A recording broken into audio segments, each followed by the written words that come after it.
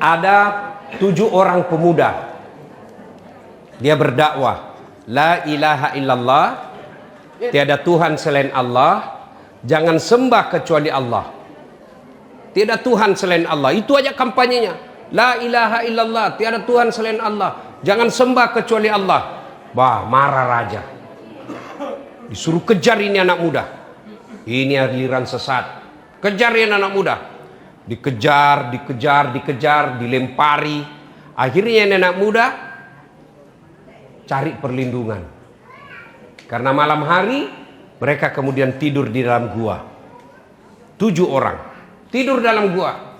Begitu dia bangun, dia bilang salah satu di antara mereka, si perukin nih, lapar ki, piko dulu belanja di sebelah. Pergilah belanja salah satu di antara mereka. Begitu dia belanjakan uangnya, dia bilang, enggak laku ini uangmu. Ini uangmu 300 tahun yang lalu ini laku ini uang. Nah, bilang ini anak muda sembarang, ku bilang. Betul, ini uang mati ini. Ini uang 309 tahun yang lalu dia laku ini uang. Enggak ada sekarang. Ternyata mereka lupa dan mereka tidak tahu tidur mereka 309 tahun. 309 tahun tidur, Pak. Begitu dia baru sadar, dia lihat, kan ada 1 ekor anjing yang ikut bersama mereka. Salah satu binatang nanti yang ikut masuk ke dalam surga adalah anjingnya Ashabul Kahfi. Pelajaran pertama, anjing saja ikut ulama masuk surga, apalagi manusia. Cuma ini setan selalu kita ganggu. Kita lebih senang ikut pejabat daripada ulama. Kita lebih senang bangga berfoto sama pengusaha daripada ulama. Kalau pejabat kita jabat tangan, kita cium tangannya. Padahal baru 5 menit yang lalu tanda tangan korupsi. Kalau pengusaha bangga kok. Kau ulama tidak. Mau ku lihat buktinya lagi kau tidak cinta ulama. Ya, coba kalau undang ku artis, baptinan tuh nu hargai,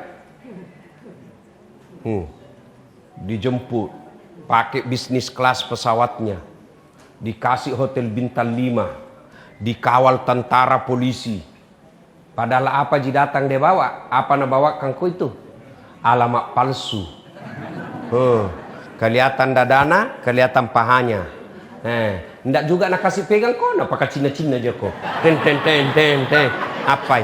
Nak kasih pegang kok? Ndak, nak kasih lihat aja kok. Apa? Ada itu aja kok dong berdiri. Dikasih uang 100 juta. Sampai di Jakarta uangnya 100 juta dia pakai narkoba, dia pakai mabuk, dia pakai berzina. Sementara kalau penghafal imam kau besok ini lebaran, lu panggil semua itu imam pergi baca-baca di rumahmu. Apa? Ini jempui. Apa? Ini jempui? Tena batu sendiri jo imam. Sudah 1 jam barasanji di rumahmu, bos. Busa-busa kali pakna. Sallallahu alaihi Muhammad. Nggak ada kipas angin. Pulangnya apa kau kasih? Songkolo. Tambah jalan kote 4. Mau kasih pisang. Nah bilang suamina, dede 1 jam kau na tinggalkan itu rumahna. Nah tinggalkan warungna supaya datang kau baca-baca doa di rumahmu. Masa itu mau kasih pisang ji? Apa nak bilang? Tambah mi di situ, tambah sekasih cukup 20 jalan kote. Nah, jangan ketawa, saya serius ini. Itu biasa saya kasih tahu itu anak-anak yang ikut sama saya. Saya dapat fasilitas hidup seperti ini setelah saya belajar bertahun-tahun, berdarah-darah otakku 16 tahun di Makassar menderita, baru saya bisa jadi naik private jet, dijemput masuk istana, dijemput ke, kalau orang di Indonesia dikawal polisi biasa, kalau luar negeri baru dikawal ke polisi, itu yang luar biasa. Saya bertahun-tahun baru bisa dapat itu fasilitas. Ku bilang, kau lihat kau, yang ikut-ikut semua sama saya. Dengan praktisnya kau bisa dapat itu, tidak perlu berdarah-darah otakmu.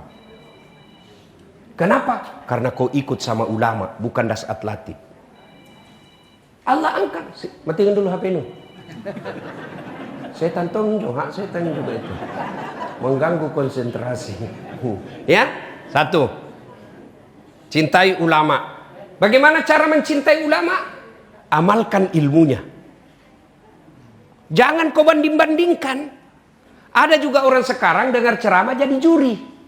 Weh, punen ceramah jago mentau tahu. Punen juga ada tak do jadi juri kok. Jangan kau bandingkan. Apalagi kau celah, apalagi kau bully. Kalau kau tidak suka dakwah seseorang, diam, tidak usah kau amalkan. Kalau kau tidak sependapat, sudah, jangan kau hina.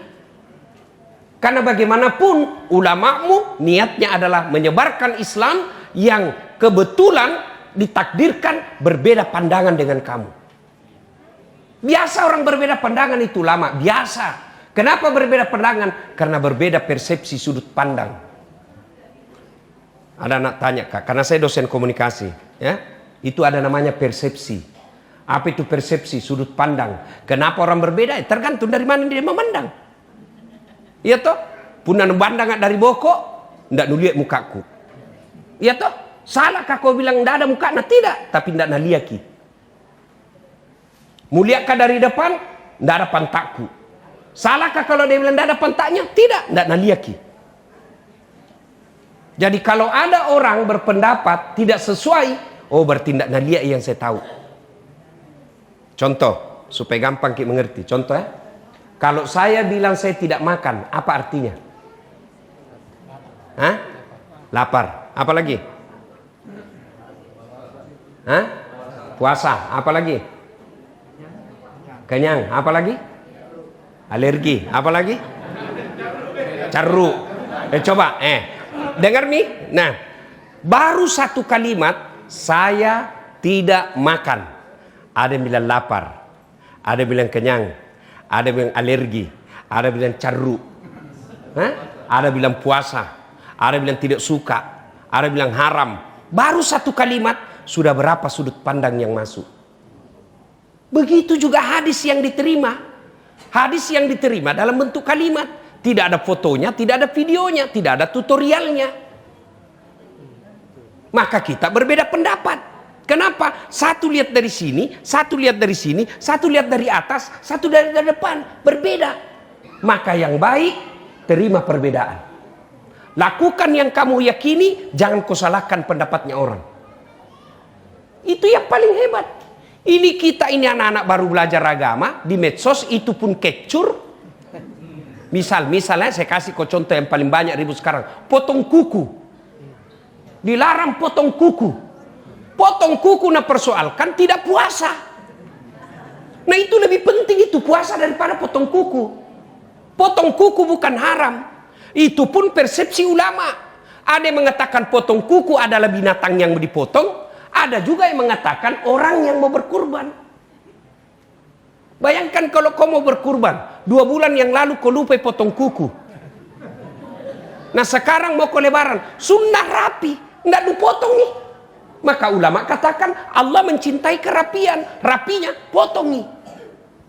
Mau kau potong silakan, tidak mau potong silakan, jangan mau kau ribut.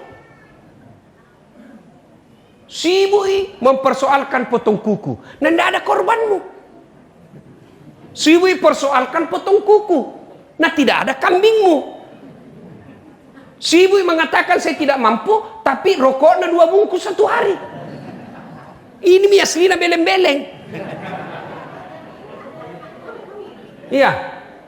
Jadi ketika kau mendapatkan ulama, kau boleh tidak setuju dengan pendapatnya, jangan hina. Ikuti yang Anda yakini tanpa menyalahkan orang lain. Saya kasih lagi contoh ya, contoh. Takbir. Kan ada itu hadisnya Nabi bilang, saya melihat Nabi takbir sejajar dengan bahunya. Mana yang dibilang sejajar dengan bahu? Ini kan tidak ada gambarnya, tidak ada videonya. Beda kalau beli ke elektronik kan ada tutorialnya. Ada caranya pasang ini. Kalau ini hadis kan tidak ada. Apa yang dimaksud sejajar dengan bahu? Pertama begini takbirnya. Allahu Akbar. Ya kan? Kenapa sejajar? Karena cini dari depannya. Ini. Yang kedua Allahu Akbar. Kenapa sejajar? Nah cini batu rate ki. Ada tong yang tidak sampai begini ji. Allah. Ada begini. Begini pertama. Allahu Akbar. Ada hadisnya. Allahu Akbar. Ada hadisnya. Ada tong yang begini. Allahu Akbar. Biar nih. Ada tong yang terlewat. Allah. Jangan kau ganggu orang. Lakukan yang kamu lakukan. Ada juga itu. Selesai Allahu Akbar. Macam-macam posisi tangan. Ada yang begini. Ada toh? Ada yang tengah-tengah begini. Ada juga yang begini. Ada juga di sini. Porno misi nenek-nenek kah? Apa sih nenek-nenek? Apa nenek? Ribuna. Bukan dibawa sekali, dibawa na pusat. Bukan dibawa na lagi. Nah, yang ada juga begini. Ini Syiah, Iran, umumnya begini. Mau kau begini silakan. Mau kau begini silakan. Mau kau begini. Yang tidak boleh kalau kau pakai semua. Allah. Pasti salah dia sekali. Jelas ya? Pelajaran pertama dari kisah tadi, ikuti ulama. Kisah berikutnya. Ya. La ilaha illallah. Tidak Tuhan selain Allah. Jangan sembah kecuali Allah. Ibrahim Rasulullah. Marah Raja Namrud. Ini Ibrahim mengganggu stabilitas akidah ketuhanan negara. Ibrahim, la ilaha illallah, tiada Tuhan selain Allah, jangan sembah kecuali Allah. Marah Raja Namrud. Ibrahim ini bapaknya namanya Azar. Ibrahim menjadi nabi. Ya, kemudian pergi berburu Raja Namrud. Pergi berburu. Ibrahim masuki di gedung sesembahannya Raja Namrud. Kayak tong kita kira-kira sekarang masjid. Masuki rumah ibadahnya Namrud. Banyak patung di situ. Ada patung kecil, ada patung besar, ada paling besar. Ibrahim ambak semua itu patung-patung. Hancurkan semua itu patung-patung kecil. Sisa satu yang paling besar. Itu patung besar begini tangannya. Itu Ibrahim ambil ke itu kampak wase gantungi di tangannya. Pulang Namrud berburu pergi di rumah ibadahnya kaget ki. Ngapa tasimbung semua Tuhan kah? Tuhannya tasimbung itu. Wah, ada ini subversif. Ada yang melakukan teroris. Cari, sebar intel. Ketemu. Ternyata Ibrahim pelakunya. Tangkap. Adili Ibrahim. Ibrahim, menurut intel, kamu yang hancurkan berhala-berhala kami. Dia bilang Ibrahim, siapa bilang? Banyak tom bicaramu kau. Siapa bilang? Intel. Bohong, bukan saya. Ibrahim berdiri dan dia tunjuk itu patung besar yang pegang kampak. Nah bilang bukan saya, ini. Ininya menunjuk dirinya, tangannya menunjuk patung. Ini orang Bugis bilang bele-bele tolise. Betul tahu, nah bilang bukan saya, ini. Ininya bentuk dirinya, kata ini bentuk dirinya meskipun dia tunjuk patung. Nah, ringkas kisah. Kata Ibrahim bukan saya. Akhirnya Namrud, pokoknya kamu. Keputusan Ibrahim dibakar secara hidup-hidup di lapangan. Nah, kemudian api yang sangat besar, kira-kira seperti lapangan di depan, tidak bisa Ibrahim dilempar. Dibikinkan patte. Tahu patte? Tahu patte? Ketapel. Tahu maki patte tuh? Dulu kupakai dulu biasa kalau kita pergi curi mangga dulu di kampung. Patte. Dibikinkan ketapel, dikasih masuk Ibrahim, tarik, lepas, jatuh di tengah-tengah. Ibrahim, adik-adik, kalau orang dibakar dalam api yang sangat besar, bisa hidup apa tidak? Bapak-bapak bisa hidup atau tidak? Tidak mungkin kata hukum fisika. Tapi kata Allah dalam Quran, api dingin kau, selamatkan Ibrahim. Akhirnya apa? Api yang sangat besar menyala-nyala itu berubah wujud merah tapi dingin. Ibrahim selamat. Titik. Hikmah berikutnya. Tidak boleh orang berkata, kalau bapaknya perampok, perampok juga itu anaknya. Tidak. Ibrahim, bapaknya penyembah berhala, tapi anaknya menjadi nabi. Hidayah. Adik-adik, tidak otomatis kita kalau bapak tak ulama, anaknya langsung Tommy menjadi ulama. Tidak.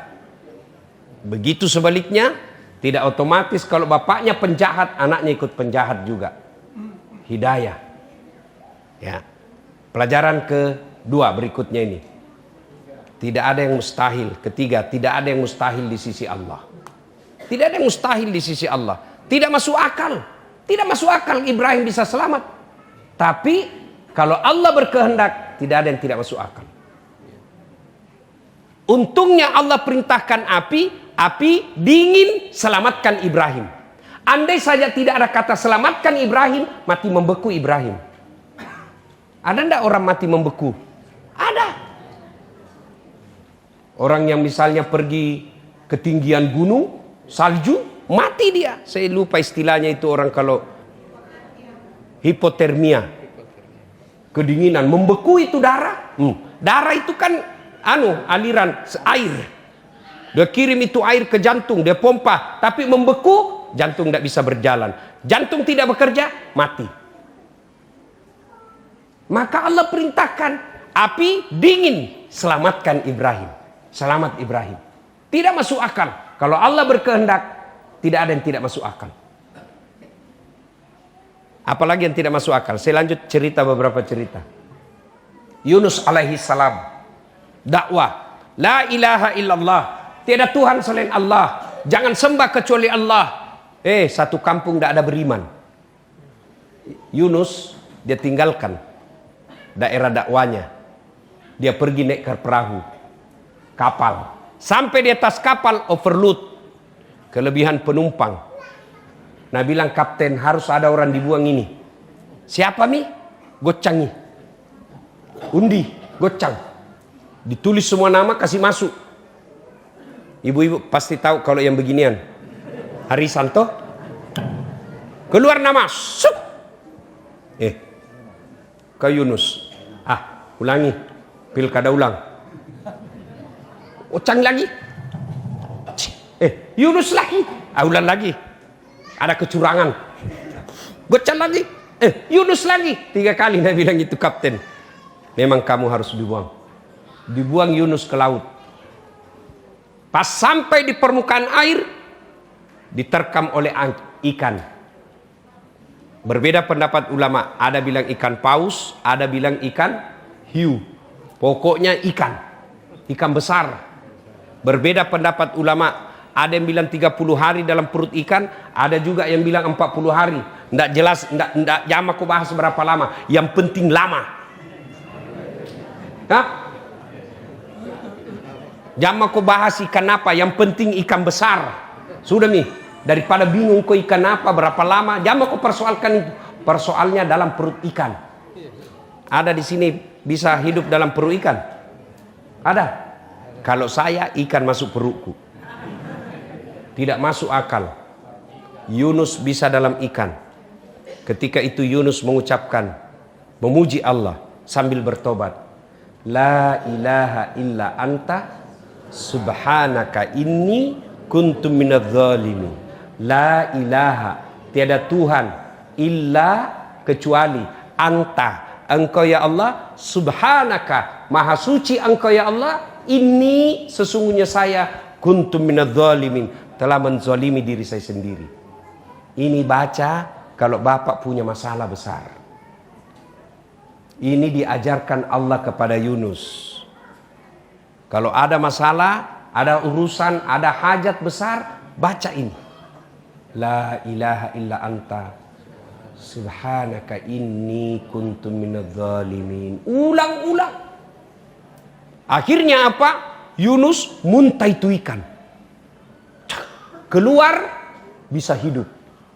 Tidak masuk di akal manusia bisa hidup dalam perut ikan. Tapi kalau Allah berkehendak, tidak masuk akal. Yunus.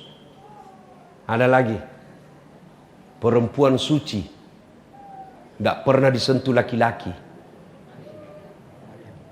Siti Maryam. Hamil. Semua orang gosip sama dia. Bagaimana caranya Maryam? Nah keluargamu, keturunanmu orang baik-baik. Kenapa kau bisa hamil tidak ada suamimu? Allah tidak bilang, Maryam balas kau. Maryam jelaskan kau. Tidak. Allah cuma bilang, Maryam jangan kau bati-bati. Duduk kau saja di situ sanjar-sanjar makan kue. Ada saatnya perlu kita ngomong, ada saatnya perlu kita diam. Kalau orang dengki, benci sama kamu, jangan kau komentari. Biar apa kau bilang, tidak masuk di akalnya. Begitu juga istrimu kalau ngomel nih. Kalau nak bilang pokoknya, jangan kau bicara. Tidak masuk di akalnya itu. Diam kau saja. Biar kau jelaskan, tidak masuk di akalnya. Lebih kau diam daripada habis energi, tambah banyak nak bahas, diam. Apalagi kalau pensiun kok, lebih baik tanami perasaanmu. Baru kita itu laki-laki bedek kalau pensiun maki. Nah di atas 60 tahun, 60, 70 tahun, itu istri tak anggap maki suami. Nak anggap ki seperti anaknya.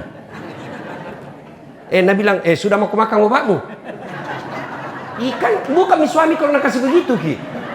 Keluar, apa kau makan di luar tadi? Nah kira maki anaknya pak. Nah bayangkan dirinya semua ini mama-mama tuh. Ini semua ini. Jangan kasih begitu suami kita ibu. Dosa besar ki itu.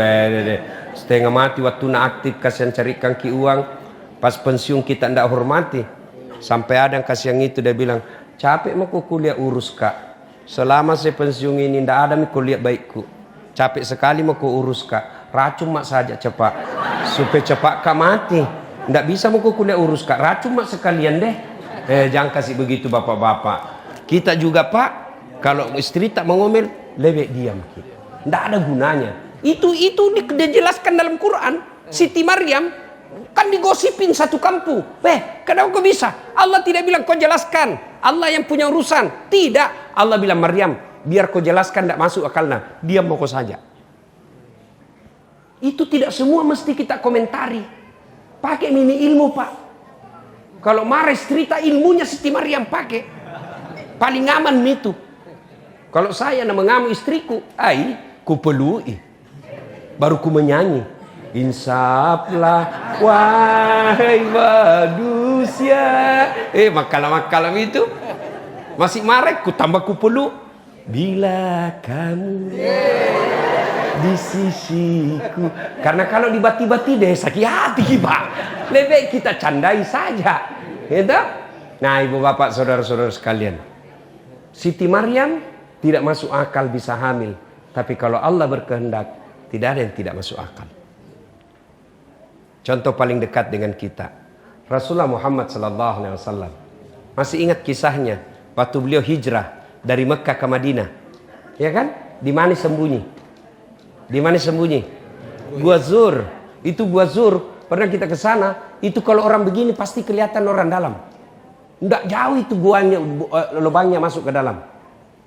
Didapat sama Abu Jahal, didapat Abu Lahab dengan densusnya, pasukan khususnya Abu Jahal, orang yang jago semua berkelahi waktu itu. Intip Nabi, Allah turunkan pertolongannya. Apa yang Allah turunkan? Bukan burung ababil, bukan malaikat Jibril. Apa? Laba-laba. Tahu jaki laba-laba toh? Tahu jaki toh? Garangkang, spider, bikin sarang di depan di mulut gua. Ngintip Abu Jahal. Nah bilang tidak mungkin ada manusia. Kalau ada manusia pasti koyak ini sarang. Pasti robek ini. Tidak mungkin ada manusia ini. Luar biasa ini kalau kita pakai akal. Kemampuan hebatnya pasukannya Abu Jahal kalah oleh lembutnya sarang laba-laba. Bu, minta ki sama saya. Belum tentu ku sare ki. Ustaz, kasih HP tak bajiki. Nak ke paralu tau. Iya toh, Ustaz kasih mobilku, saya juga butuh. Tapi Tuhan, apa ibu minta? Ya Allah, berikan saya kekayaan. Allah Maha Pengasih. Ya Allah, berikan saya kekayaan. Allah Maha Kaya, bukan kaya, Maha Kaya. Ya Allah, ampuni saya. Allah Maha Pengampun. Ya Allah, sehatkan saya. Allah Maha Penyempurna kesehatan. Cuma kan kita tidak datang. Datang kita doa. Doa tidak cukup tanpa disertai dengan yang Allah inginkan. Apalagi kalau berdoa jadi di status. Ya Allah, sembuhkan suamiku. Sibuk nih tuh Tuhan mau baca Facebook nu. Sudah mau berdoa Ustaz. Betul kau berdoa tapi tidak maksimal. Saya kasih contoh. Bu, kalau saya influenza begini, saya cukup singgah di apotek beli prokol. Kenapa? Tidak darurat. Ya toh? Tapi kalau serangan jantung, hipertensi, liver, jangan kau pergi beli obat sendiri. Datang kau khusus ke dokter spesialis. Kenapa? Darurat ini urusanmu. Kalau hidupmu lurus-lurus saja, tidak ada masalah besar, cukup kau doa dalam 5 waktu. Tidak darurat. Tapi kalau ada keperluan hajatmu sangat besar, tidak cukup 5 waktu. Bangun kau sholat tahajud. Bangun kau sholat hajat. Lengkapi dengan nasar puasa. Cukupkan dengan tolak balas sedekah. Banyak sholat duhamu. Ibadahmu bagus. Itu namanya datang ke dokter spesialis. Ini tidak.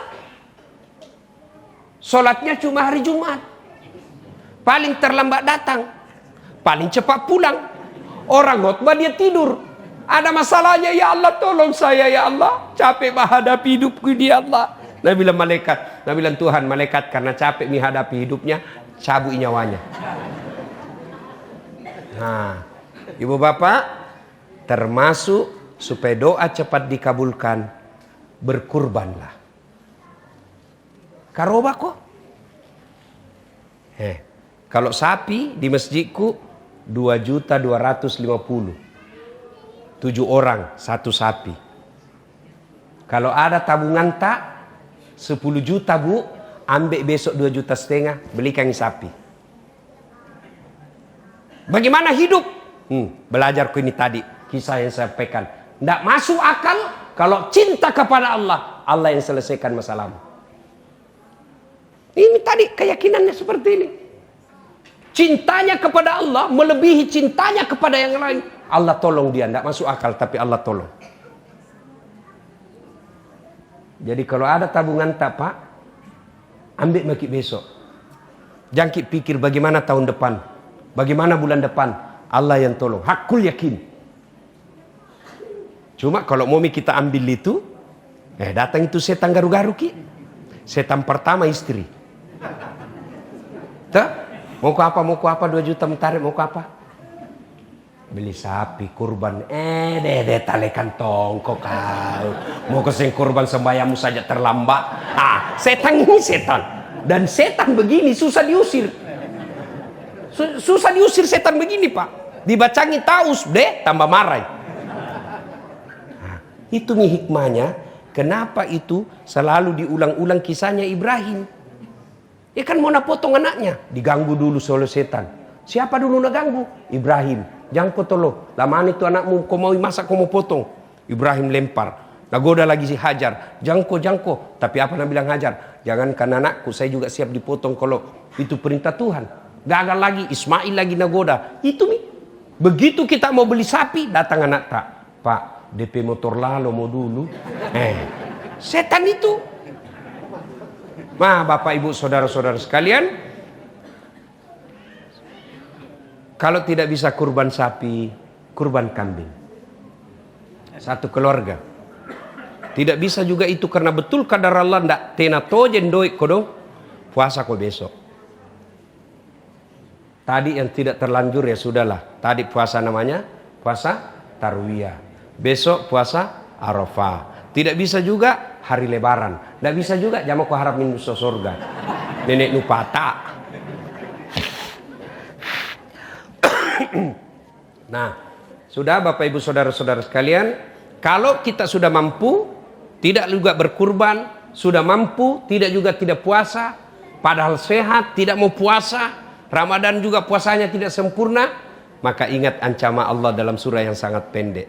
Inna a'tainakal kautsar fasholli li rabbika wanhar inna dzani'aka huwal abtar. Kalau kau sudah mampu berkurban, rokokmu banyak, HP-mu mahal, kuotamu mahal tiap bulan, kalau kau tidak mau berkorban, kata Allah, engkau terputus dari rahmatku. Putus sisa jaringan. Putus connectingnya tidak nyambungnya numu jaringanmu.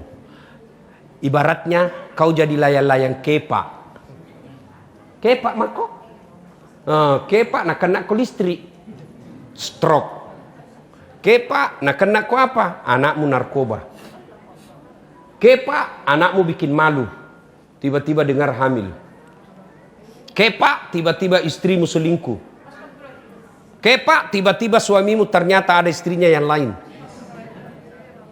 Dan dia berzina. Itu kepak semua itu. Dia bilang Tuhan, sudah mipale, kau tidak mau kau diurus, urus dirimu. Putus rahmat Allah. Uangmu banyak, tapi banyak tomi penyakitmu.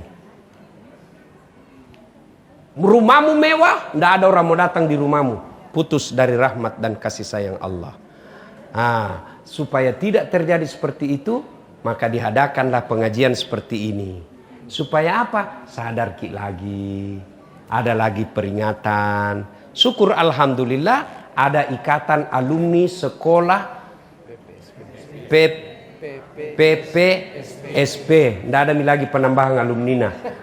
Tidak ada nih, ini sekolah akhir kalam nih. Ya, ibaratnya Pak Aru adalah alumni paling terakhirnya. Dia yang mengucapkan wabillahi taufiq wal hidayah. Tidak tambah-tambahan.